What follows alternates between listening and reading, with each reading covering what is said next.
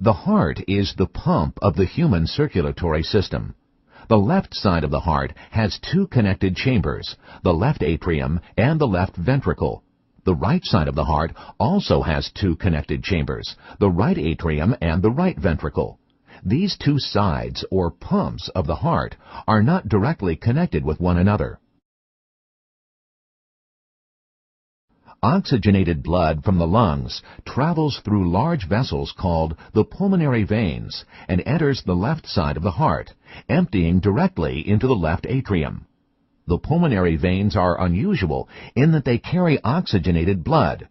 Other veins, because they carry blood back to the heart from the body tissues, carry deoxygenated blood.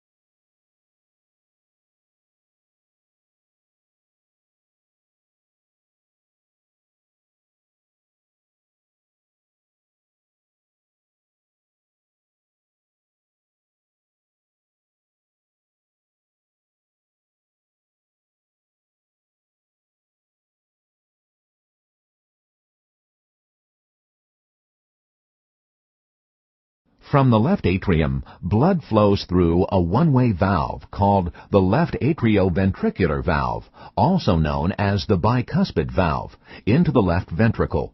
Most of this flow, roughly 70%, occurs while the heart is relaxed. The atrium then contracts, filling the remaining 30% of the ventricle with its blood. After a slight delay, the ventricle contracts.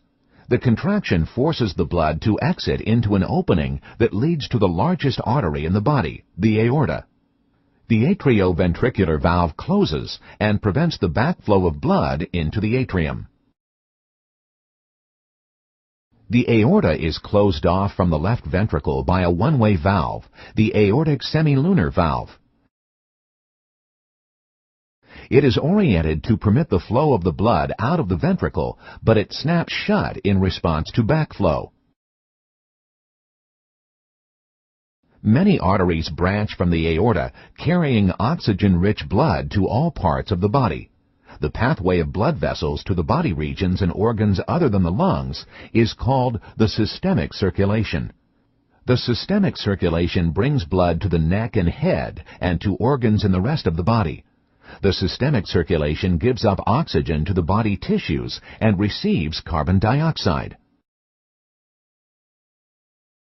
The blood that flows into the arterial system eventually returns to the heart after flowing through the capillaries. As it returns, blood passes through a series of veins, eventually entering the right side of the heart. Two large veins collect blood from the systemic circulation. The superior vena cava drains the upper body, and the inferior vena cava drains the lower body. These veins dump deoxygenated blood into the right atrium. Blood passes from the right atrium into the right ventricle through a one-way valve, the right atrioventricular valve, also known as the tricuspid valve. Blood passes out of the contracting right ventricle through a second valve, the pulmonary semilunar valve, into a single pulmonary artery, sometimes called the pulmonary trunk, which subsequently branches into arteries that carry deoxygenated blood to the lungs. The blood then returns from the lungs to the left side of the heart, replenished with oxygen and cleared of much of its load of carbon dioxide. The pumping of the heart is a repeated cardiac cycle of relaxation and contraction of the atria and ventricles.